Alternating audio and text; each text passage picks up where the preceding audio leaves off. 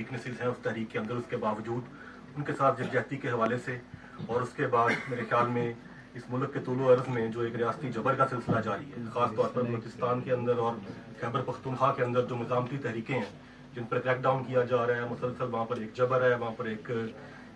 ہم دیکھتے ہیں کہ اوپریشن کی کیفیت ہے، اس کے خلاف بھی ہمیں جو ہے وہ مذمت کی ایک جو ہے یہاں سے ایک اظہار کیا جانا چاہیے۔ باقی میرے خیال میں آج کافی باتیں ہوئی ہیں، لیکن کچھ چیزیں میرا خیال میں رکھنا چاہوں گا۔ سب سے پہلے تو شاعری کے بارے میں کہتے ہیں، ابھی کامرڈ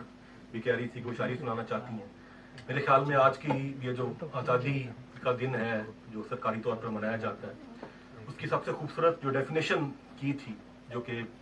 ہم سنتے بھی آ رہے ہیں اور اس کو بار بار دہرانے کی ضرورت ہے، وہ فیض صاحب نے کی تھی کہ ایک شب گزیدہ سحر ہے، ایک داغ داغ اجالا ہے، اور یہ وہ سحر ہے جس کا انتظار ہم نہیں کر رہے تھے، بلکہ ہم کسی اور جو ہے منزل کی تلاش میں تھے۔ اور اس حوالے سے یہاں پر کافی باتیں ہوئی ہیں حال کے حوالے سے، لیکن میرے خیال میں کچھ ماضی کو بھی دیکھنے کی ضرورت ہے۔ ماضی کے بغیر کبھی کوئی حال نہیں ہوا کرتا۔ اب یہاں پر جو یہ تقسیم کی گئی، جو بٹوارا کیا گیا، جس میں 27 لاکھ لوگ جو ہے ان کا قتل ہوا، اور یہاں پر 3 جو ہے یا 4 سامراجی لکیریں کامریڈ لال خان کہا کرتے تھے، ان میں ہمیں بند کر کے کہا جاتا ہے کہ یہاں پر آزادی بنائی جائے، جس میں ایک یہ ریڈ کلف لائن ہے، ایک اس میں ڈیورنڈ لائن ہے، ایک اس کے اندر یہ لائن آف کنٹرول ہے جو کشمیریوں کو تقسیم کرتی ہے، ایک میک موہن لائن ہے۔ لیکن اس کے پیچھے اس کا پورا ایک نوآبادیاتی بیک گراؤنڈ جو ہے وہ موجود ہے۔ اب میں تفصیل میں نہیں جاؤں گا ماضی میں کہ کس طرح یہاں پر مذہبی تقسیم کی اور مذہبی منافرت کی جو بنیادیں رکھی گئی، جو برٹش امپیریلزم تھا یا جو برٹش کولونیلزم تھا، لیکن تقسیم سے پہلے کے کچھ اہم واقعات ہیں جو کہ آج کی نوجوان نسل کو معلوم ہونے چاہیے، کہ جہاں سیکنڈ ورلڈ وار تھی اور ایک نیا ورلڈ آرڈر بن رہا تھا جس میں برطانوی جو ہے وہ ریٹریٹ کرنا چاہ رہے تھے اور وہ ایک نئے طریقے سے جو ہے ایک امپیریلزم کو نافذ کرنا چاہ رہے تھے، وہاں پر 1946 میں جو ایک رائل انڈین نیوی کے اندر بہت بڑی میوٹنی تھی، جو کہ کراچی سے لے کر ممبئی تک اور کلکتہ تک اور چٹاگانگ تک جو ہے ہمیں پھیلتی ہوئی نظر آتی ہے، جس نے پھر بعد میں محنت کش طبقے کے اندر صلاحیت کی، جس میں پاکستان میں آج کا جو پاکستان ہے، یہاں پر ہم کراچی میں یا ممبئی میں یا دوسرے بڑے شہروں میں ٹیکسٹائل کے لاکھوں مزدوروں کی ہڑتالیں دیکھتے ہیں۔ اس نے احساس دلایا آخری جو ایک فیصلہ کن عنصر تھا اس تقسیم کے حوالے سے، کہ مزید جو برطانوی سامراج ہے وہ یہاں کی مقامی فوج کے اوپر انحصار کرتے ہوئے یہاں پر رول نہیں کر سکتا ہے۔ جس کے بعد یہاں پر کیبنٹ مشن آیا، جس کے بارے میں بھی جو ہے میرے خیال میں انٹرسٹنگ ایک ڈیولپمنٹ تھی وہ، کہ جب وہ یہاں پر آئے اور انہوں نے ایک ڈومینین کی جو ہے وہ بات کی اور جناح صاحب اس سے جو ہے وہ ایگری کر گئے، لیکن اس کے بعد پھر نہرو اور دوسری جو کانگریس قیادت تھی انہوں نے ایک اشتعال انگیز پریس کانفرنسز کر کے جو ہے وہ پورا ایک دوبارہ اس کو جو ہے وہ ایک تقسیم کی جو ہے وہ راہ ہموار کی۔ بہرحال اب اس میں پھر کمیونسٹ پارٹی کے حوالے سے بھی میرے بات رکھنے کی ضرورت ہے ہمیں کہ ان کا کیا کردار تھا یہاں پر، کہ سیکنڈ ورلڈ وار کے اندر جو ہے جب انہوں نے ایک تیسری بڑی فورس تھی مسلم لیگ اور کانگریس کے بعد کمیونسٹ پارٹی جو تھی، اور جب سیکنڈ ورلڈ وار شروع ہوتی ہے اور جب سوویت یونین پہ حملہ ہوتا ہے تو فوراً سے پہلے یو ٹرن لے کے جو ہے وہ برطانوی سامراج کی جو ہے وہ حمایت کرتے ہیں جنگ میں، کہ یہ ڈیموکریسی کی جنگ ہے فاشزم کے اگینسٹ، جس سے ان کی ساکھ کو بہت برے طریقے سے ایک جو ہے اس کو دھچکا لگتا ہے۔ اور اس کے بعد پھر جب تقسیم کی بات آتی ہے تو وہ اس تقسیم کو بھی جو ہے تسلیم کرتے ہیں کہ ہم جو ہندو مسلم کامریڈ ہیں وہ کانگریس میں چلے جائیں، جو مسلمان کامریڈ ہیں وہ مسلم لیگ میں چلے جائیں۔ تو یہ ماضی کی غلطیاں ہیں یا انحراف ہیں یا غداریاں ہیں جن سے ہمیں جو ہے وہ آج کی نسل کو سیکھنا چاہیے۔ لیکن اب آج جو یہ آزادی کی جو بات کی جا رہی ہے یا جو آج کی کیفیت ہے اس خطے کے حوالے سے، اب اس میں 3 اپروچز ہیں، ایک لبرل اپروچ ہے، ایک لیفٹ ریفارمسٹ اپروچ ہے، ایک ریولوشنری اپروچ ہے۔ اب پہلی جو 2 اپروچز ہیں وہ اوور لیپ کرتی ہیں دوسرے کے ساتھ، جو کہ اس بات پر یقین رکھتی ہیں، ہمارا جو ایک تھیسس ہے کہ جو ہو گیا ماضی میں وہ ہو گیا، اب آج جو ہے ان معاشروں کو، جو پاکستان ہے، انڈیا ہے، بنگلہ دیش ہے، سری لنکا وغیرہ وغیرہ ساؤتھ ایشیا کے جو ممالک ہیں، پسماندہ ممالک جو ہیں،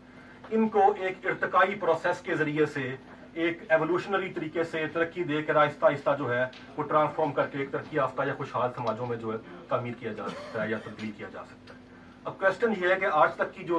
75 ایئرس کی جو تاریخ ہے وہ اس پوری اپروچ کو جو ہے وہ بالکل جو ہے وہ جھٹلاتی ہے، اس کو بالکل غلط جو ہے وہ ثابت کرتی ہے۔ جو سرمایہ داری یہاں پر نافذ کی گئی، پہلی بات تو یہ ہے کہ وہ کوئی کلاسیکل سرمایہ داری نہیں تھی، یہاں کی جو برجوازی تھی، یہاں کا جو حکمران طبقہ تھا، وہ ایک گرافٹڈ حکمران طبقہ تھا، وہ ایک گماشتہ حکمران طبقہ تھا، وہ ایک کمپریڈر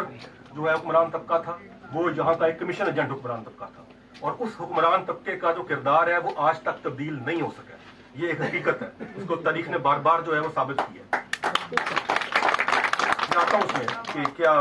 جو ہے وہ یہ آئی پی پیز کا کیا جو چکر ہے، جس سے ثابت ہوتا ہے کہ یہ کتنے بڑے چور اور کتنے بڑے جو کمیشن ایجنٹ ہیں یہ سامراج کے. اور اس کیفیت میں یہاں جو سرمایہ داری آئی وہ ایک ادھوری، پسماندہ، بلیٹڈ، تاخیر زدہ سرمایہ داری تھی، جو کہ کوئی بھی سرمایہ داری کا ایک بھی تاریخی فریضہ ادا کرنے سے قاصر تھی. جو یورپ میں سرمایہ داری نے کیا انقلابات کے ذریعے سے، اور دوسرے جو ایک پورا ان کا انقلابات کے بعد ایک ارتقائی پروسیس تھا اس کے ذریعے سے. لیکن ایک اور مسئلہ ہے یہاں پر ہمیں کیا بتایا جاتا ہے کہ دیکھیں جی سرمایہ داری جو ہے یورپ میں اتنی ترقی کر گئی ہے، وہاں جی جمہوریت ہے، بڑے جو ہے وہ انسانی حقوق ہیں. لیکن یہ نہیں بتایا جاتا کہ وہ سرمایہ داری کی جو چکا چوند یورپ میں ہمیں نظر آتی ہے آپ کو، یا امریکہ میں نظر آتی ہے، یا چند ایک اور ترقی یافتہ ممالک میں آپ کو نظر آتی ہے جو کہ بہت تھوڑے ہیں، انسانیت کا حصہ بنتے ہیں آبادی کے لحاظ سے، وہ کس قیمت پر حاصل کی گئی. ابھی یہ جے این یو کی پچھلے عرصے میں ایک مارکسسٹ اکانومسٹ ہیں اتسا پتنائک، ان کی جو ایک ریسرچ آئی ہے کہ 1857 سے 1947 تک جو برطانوی سامراجی تھے وہ یہاں سے 45 ٹریلین ڈالر کی جو دولت ہے وہ لوٹ کے لے کے گئے. 45,000 ارب ڈالر. یہ صرف یہ 90 سال ہے. پیچھے جو بنگال میں کرتے رہے، یا دوسرا جب سے وہ جہاں پر ایسٹ انڈیا کمپنی کی لوٹ مار شروع ہوئی ہے، کس کے اوپر وہ پورا یورپ کھڑا ہوا ہے، جس کے اندر ادارے بنائے گئے اور تمام تر جو آج تک وہ سامراجیت جو ہے وہ جاری ہے. اور اس کیفیت میں ہم سمجھتے ہیں کہ یہ جو معاشرے ہیں یہ ایک پسماندہ، ایک جو ہے وہ ایک بیلیٹڈ کیپٹلزم کے ساتھ اور ایک کمیشن خور حکمران طبقے کے ساتھ کبھی جو ہے وہ ترقی کی مناظر طے نہیں کر سکتے ہیں. بہت بڑا گیپ ہے. مثال دیتا ہوں آپ کو میں، بنگلہ دیش کی ترقی کا بڑا شور تھا پچھلے عرصے میں. اسی طرح بہت سے بائیں بازو کے دوست بھی اس رو میں بہ جاتے ہیں کہ دیکھیں انڈیا میں بہت ترقی ہو رہی ہے، بڑی جمہوریت ہے. میرے خیال میں پچھلے 10 سال کے عرصے میں انڈیا میں جو کچھ مودی نے کیا ہے، یا جو مودی سرکار اب کر رہی ہے، اور جو بنگلہ دیش میں پچھلے کچھ ہفتوں میں ہوا ہے، اس نے ثابت کر دیا ہے کہ کتنی جعلی، کتنی کھوکھلی وہ تمام تر ترقی ہے، اور تمام تر وہ جو وہاں کا اس کا جو ہوا بنایا جاتا ہے، جو آئی ایم ایف اور ورلڈ بینک بنا کے پیش کرتے ہیں ایمرجنگ اکانومیز کا جو ایک پورا ماڈل ہے. میرا ایک سوال ہے، کیا آج مودی سرکار یا بی جے پی جو ہے وہ ہندوستان میں وہ پروسیس کو جاری نہیں رکھے ہوئے ہیں جو ضیاء الحق نے 1980 کے اندر پاکستان میں شروع کیا تھا؟ وہی پروسیس وہاں پر آج جاری ہے. اس سے ثابت ہوتا ہے کہ ایک پسماندہ، ایک غریب، ایک ناہموار اور ایک مفلسی اور جو ایک بربادی کے اندر جو دھنسا ہوا معاشرہ ہے، اس کے اندر نہ کبھی ہیلدی ڈیموکریسی قائم ہو سکتی ہے، نہ اس کے اندر کبھی ایک ہیلدی سیکولرزم کی جو ہے وہ بنیاد رکھی جا سکتی ہے، نہ وہاں پر قومی مسئلہ حل ہو سکتا ہے. اب اس حوالے سے یہاں پر آپ دیکھیں سرمایہ داری کے کیا یورپ میں سرمایہ داری نے کیا فرائض جو ہے سر انجام دیے. سب سے پہلے یہاں پر ہم جو دیکھتے ہیں کہ فیوڈلزم کا خاتمہ ہے جو یورپ میں کیا انہوں نے، انقلابات کے ذریعے سے بادشاہوں کے سر کاٹ کے وغیرہ وغیرہ، بڑے بڑے انقلابات ہیں، انقلاب فرانس ہے، انگلش ریولوشن ہے، اور جو ریولوشن ہے. اب اس میں فیوڈلزم کا جو خاتمہ تھا یہاں پر آج تک نہیں ہو سکا. نہ یہاں پر فیوڈلزم کی باقیات کا خاتمہ ہو سکا، نہ یہاں پر ٹرائبلزم کی باقیات کا خاتمہ ہو سکا، نہ اکنامک ان کی باقیات کا، نہ ان کی کلچرل اور سوشل باقیات کا ہم دیکھتے ہیں کہ خاتمہ ہو سکا. الٹا جو سرمایہ داری یہاں پر آئی اس نے فیوڈلزم کے ساتھ بل کے ایک زیادہ زہریلے انداز میں اپنا ایک ثقافتی اور ایک جو معاشی ہمیں اظہار کرتے ہوئے نظر آتی ہے. پھر انڈسٹریلائزیشن ہے. ابھی سب جانتے ہیں کہ پاکستان میں پر کیپٹا انڈسٹریلائزیشن پیچھے جا رہی ہے، آگے نہیں جا رہی ہے. 75 ایئرس کے بعد جو آفیشیل فگرز ہیں کہ پاکستان میں 18% اکانومی صرف جو ہے وہ انڈسٹریلائز ہے. اب آپ غور کریں، لینن نے کہا تھا جب انہوں نے روس میں انقلاب کیا تھا کہ communism is Soviet power plus electrification of the country. پہلے بجلی لے کر آئیں گے، پھر ہم آگے جو ہے کمیونزم بلڈ کریں گے. اے بی سی ہے اکنامکس کی کہ اگر آپ نے انڈسٹری لگانی ہے تو آپ کو سستی بجلی یہاں پر جو ہے وہ لے کے آنی پڑے گی، سستا را مٹیریل لے کے آنا پڑے گا. جو حکمران طبقہ ان آئی پی پیز کے ساتھ جو کامریڈ عابدہ نے بات کی ہے، جن آئی پی پیز کے ساتھ یہ معاہدے کیے ہوں جو ہمیں نظر آ رہے ہیں، جس کو مجھے بتانے کی ضرورت نہیں ہے، اور جو 70% آپ بل شارٹ کر رہا ہوں، 70% جو بل ہم پے کر رہے ہیں وہ ہم کیپیسٹی پیمنٹس پے کر رہے ہیں. کیا اس حکمران طبقے کی یا ریاست کی کوئی یہ معمولی سی بھی انٹینشن لگتی ہے آپ کو کہ یہاں پر کوئی صنعتی جو ایک اکانومی بلڈ کرنا چاہتے ہیں، ایک صنعتی انفراسٹرکچر بلڈ کرنا چاہتے ہیں؟ الٹا پوری کی پوری جو نیو لبرل جب 70s 90s کے بعد آیا ہے، اس میں جو طرز بنی ہے اکانومی کی، اس میں رینٹیئر اکانومی ہے، اس میں ریئل اسٹیٹ ہے، اس میں جو ہے اسٹاک مارکیٹ ہے، اس میں دوسرے تمام تر جو واردات کے جو طریقہ کار ہیں. نہ یہاں پر اسکلڈ لیبر بن سکی ہے, نہ سیکولرزم ایک ہیلدی سیکولر اسٹیٹ پاکستان میں یا انڈیا میں یا بنگلہ دیش کے اندر جو ہے وہ قائم ہو سکی ہے, نہ یہاں پر ڈیموکریٹک جو انسٹیٹیوشنز ہیں ہم دیکھ لیے بنگلہ دیش میں یا پاکستان میں کیا کیفیت ہے, یا انڈیا کے اندر اس ٹائم کیا جو ہے وہ کیفیت ہے. اور سب سے بڑھ کر جو آج میں نے جہاں سے بات شروع کی تھی, بات کو میں شارٹ کرتا ہوں, کہ یہاں پر قومی مسئلہ حل نہیں ہو سکا. یہاں کی سرمایہ داری نہ ایک قوم تشکیل دے سکی, نہ یہاں کی سرمایہ داری تمام جو قومیں تھیں ان کو مساوی حقوق اور مساوی ترقی اور ایک ہموار جو ہے وہ ایک ارتقاء اور بہتری کی طرف لے کے جا سکی, جس کی وجہ سے یہاں پر صرف قومی مسئلہ موجود نہیں ہے جو بلوچستان میں ایک اسٹم ایک قومی محرومی یا ایک قومی جبر ہے, جو پورے پاکستان میں آپ دیکھ لیں پوری پیریفری میں یہ کیفیت ہے. سندھ ہے, گلگت بلتستان ہے, کشمیر ہے, ادھر انڈیا میں آپ دیکھیں ادھر بھی جو کشمیر میں کیفیت ہے, یا آسام میں یا ناگالینڈ میں یا چھتیس گڑھ میں بے شمار وہاں پر بھی 1.5 درجن جو ہے وہ انسرجنسیز ہیں یا علیحدگی کی تحریکیں موجود ہیں چھوٹے بڑے پیمانے کے اوپر. تو یہ ایک اٹر فیلئر ہے. اب اس کیفیت میں انڈیا کی آپ ترقی کی بات کریں, میں بات کچھ ختم کرتا ہوں یہاں پر, کہ ہندوستان میں پچھلے دنوں ایک انڈین ٹریبیون کے اندر ایک آرٹیکل آیا, بڑا ایک جو ہے وہ آنکھیں کھول دینے والا آرٹیکل, کہ یہ جو پوری ترقی بتائی جا رہی ہے مودی کی, پہلی بات تو یہ ہے کہ سارے گروتھ ریٹس 2 نمبر ہیں یہ والے, اگر 6% کا گروتھ ریٹ بتاتے ہیں تو ایکچولی 4% یا 3% ہے. لیکن اس کے باوجود اس ٹائم ہندوستان میں کیفیت یہ ہے کہ 70 کروڑ جو انڈینز ہیں وہ دنیا کے غریب ترین لوگوں سے بھی زیادہ غریب ہیں,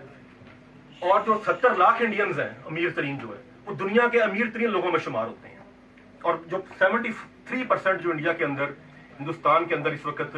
جو نیشنل انکم ہے وہ 1% آبادی کے پاس جاتی ہے, اور جو انکویلٹی ہے وہ برٹش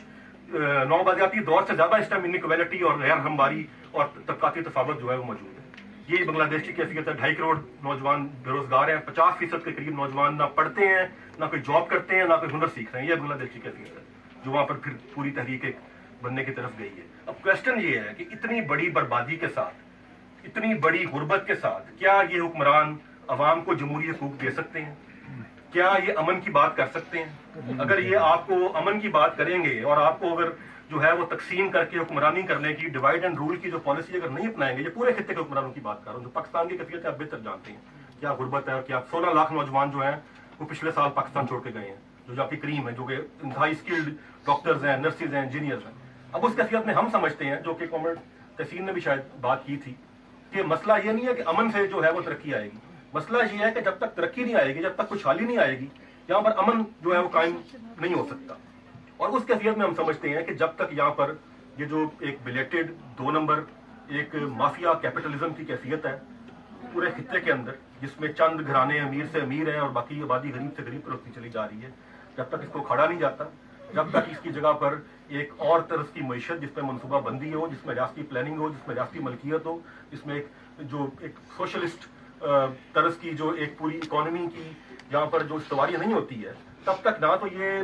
نفرتیں ختم ہو سکتی ہیں, نہ یہ حکمران نفرتیں کبھی ختم ہونے دیں گے, نہ یہ کبھی کریں گے, نہ اس کو یہ افورڈ کر سکتے ہیں, نہ یہ جو سامراجی لکیریں ہیں